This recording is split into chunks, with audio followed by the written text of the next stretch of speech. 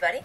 My name is Francesca Weiner, and I would first like to thank Ms. Cristiana Calisardo for joining us today from the Western Oregon University Food Pantry and hearing my presentation. Today I will be talking about food insecurity among college students. Before I begin, I would just like to give a brief outline of what I'm going to be talking about today. First, I will talk about what the problem really is, who it is affecting, what is causing the issues, what are the consequences of these issues, how I think we can fix it, and I will address if there are any costs associated with the solution to the problem. Okay, so what exactly is the problem? The problem is food insecurity, which, for those who suffer from it, is defined as a lack of a reliable source of nutritionally adequate and safe foods for an appropriate and affordable price. Now, there are a number of factors that can contribute to the epidemic of food insecurity. Among these factors is the lack of access of nutritionally adequate foods, the lack of the quality of the food itself, and the lack of availability of nutritionally adequate foods. In addition, on the right-hand side, we can see a graph that shows a few other factors that contribute to this epidemic. This includes poor nutritional practices, poor availability of foods, poor knowledge about what's actually being consumed, and class separation. Food insecurity is something that affects hundreds of millions of people worldwide, but it is even more specifically affecting college students in the United States. Okay, so as I mentioned, to get a little bit more specific, I want to talk about how food insecurity significantly impacts college students.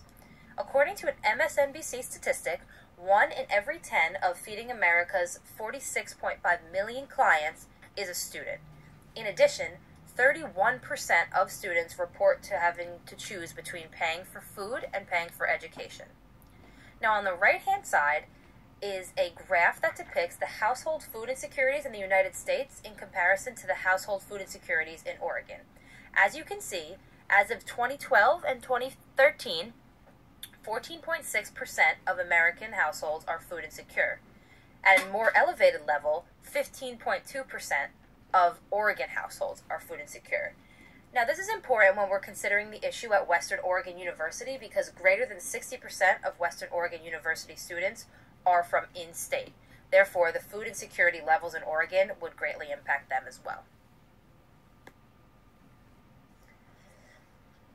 And to get even more specific, 59% of students at Western Oregon University are currently food insecure or have been at some point throughout their college careers.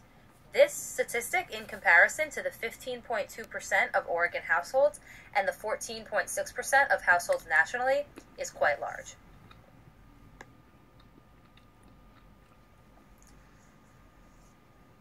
I would now like to talk a little bit about the financial aspects that contribute to the issue of food insecurity. Many students from low-income families are now deciding to embark on journeys of higher education, such as attending 2- and 4-year universities.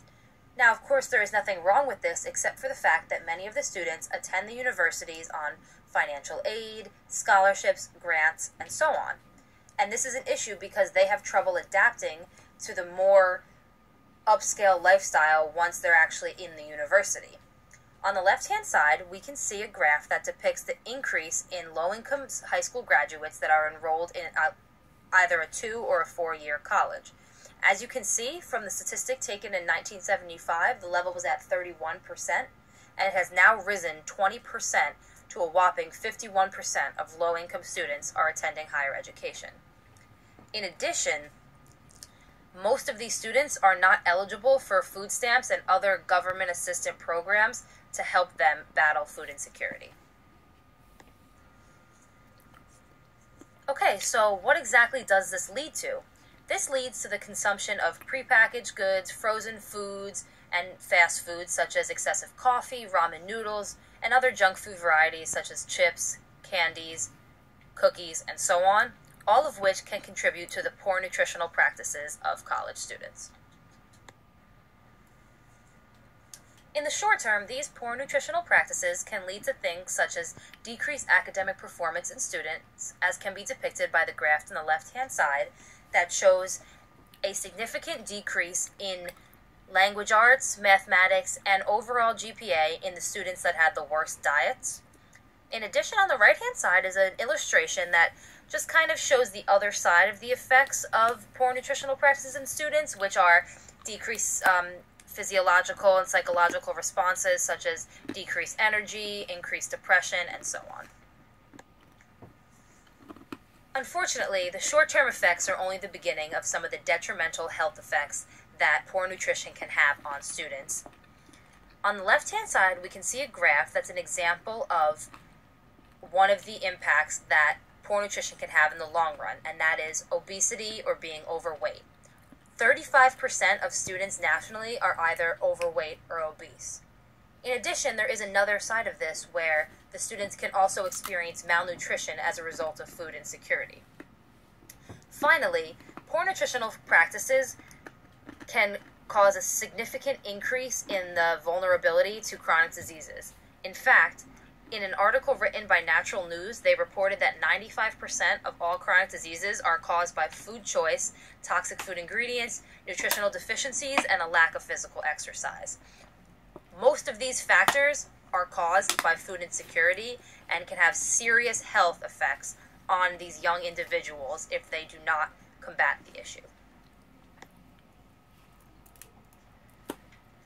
So I propose that at Western Oregon University Food Pantry, we try something a little different by joining the College and University Food Bank Alliance, a nonprofit organization that is dedicated to fighting food insecurity among college students nationwide. So what exactly is the College and University Food Bank Alliance, also known as CUFBA?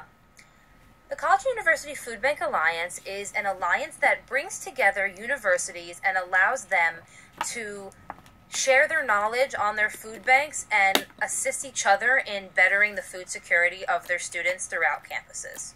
As you can see on the right-hand side, there's a picture that shows the increase in food banks since joining the College and University Food Bank Alliance. In 1993, the first food bank was created, and since then, it has grown to a number of 184 food banks throughout universities in the United States. Well, you might be thinking, what makes CUFBA any different than just a regular food bank? The difference is, generally, food banks, when they're left on their own, can tend to be sporadic, inconsistent, they don't usually have enough volunteers. They're usually grab and go, which means students just come, they get their food, and they leave with no long-term benefits. And usually the foods are non-perishables, canned goods, not fresh fruits and vegetables. The difference with the College and University Food Bank Alliance is they assure that their food banks, that are, if they're a member of the alliance, have an inventory of fresh, frozen, and non-perishable goods. In addition, these food banks are interactive. Client consultations, clients can tell the food bank what they want to see more of in the inventory. They can also get nutritional workshops, referrals if they need additional assistance in bettering their nutritional well-being. And this alliance assures that the food banks at the universities that are members of the alliance are consistently assisting students and helping them to battle the issue of food insecurity. So the College and University Food Bank Alliance has two co-founders, and I would just like to talk a little bit about what they do and how they provide for students. One of the founders is Michigan State University, and in a statistic taken from their website, they reported to having distributed about 50,000 pounds of food annually to Michigan State University students and their families. This is an average of 10,020 5-pound bags of food, serving over 4,000 clients per year. In addition, another founder of the College and University Food Bank Alliance is Oregon State University, and what they do is donate nearly 3,000 pounds of food to agencies serving low-income residents. And by low-income residents, they mean students living on campus at Oregon State University. Okay, so now that we've seen a little bit about what the College and University Food Bank Alliance can do in providing food for its students, I would like to talk about why I think that this program will work at Western Oregon University. And the theory behind the success of the program is the social cognitive theory proposed by Albert Bandura in 1960. The social cognitive theory has three parts: cognitive factors, behavioral factors, and environmental factors. For the purpose of this presentation, I would like to focus solely on environmental factors. Among these environmental factors are social norms, access and community, the influence of others, and the ability of others to change their own environment. So what this theory is essentially saying is that if a person has the available resources and the proper influences in place, their behavior can be guided in a certain direction as a result of their environment. In addition, the stages of change model, which is another part of the social cognitive theory, suggests that people's ability to make a change in their life circumstances varies according to their self-efficacy and their readiness for change. Hence, services provided are most effective when tailored to these factors.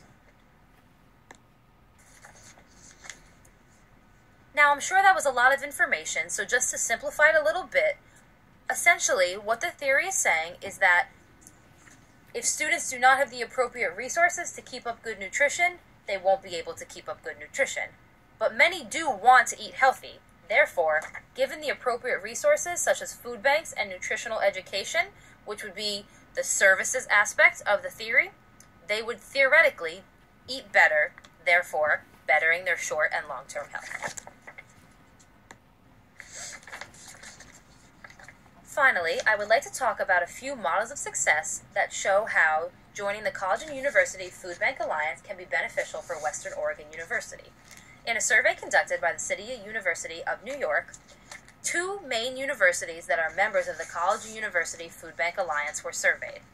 The Ohio State University, which reported to have a food insecurity level of 22%, and the California State University, which reported to have a decrease from 32% to 24% in food insecurity after joining the College and University Food Bank Alliance. Now let us take into consideration the importance of these statistics. Not only are the food insecurity percentages at these 2 universities significantly lower than that at Western Oregon University, but their populations are much larger. Michigan State University, one of the founders of the organization, has over 50,000 students. Oregon State University has 28,000 students, almost 29,000 actually. Ohio State University has upwards of 60,000 students, and the California State University has over 23 campuses. Now, if all of these large organizations and universities can have interactive, client-based food pantries, there is no reason why Western Oregon University can't do the same. Another model of success that shows how food insecurity can be successfully combated by altering the way a food pantry is run is the Fresh Place Food Pantry. Studies show that clients at the Fresh Place Food Pantry were half as likely to experience food insecurity than those in a regular food pantry. Now the question is, what exactly did the Fresh Place Food Pantry do different than any regular food bank? They implemented a client choice pantry in which clients could say what they wanted the food bank to provide, and they would attempt to get that. In addition, they conducted interviews with clients, monthly meetings, referrals, and allowed clients to trade food in. So say that they had a lot of goods that they didn't actually want, they could go in and exchange them for different types of food that would better suit their needs. In addition to the decreased food insecurity of their clients, the Fresh Place Food Pantry also reported that their clients showed increased levels of self-sufficiency and an increased consumption of fruit and vegetables.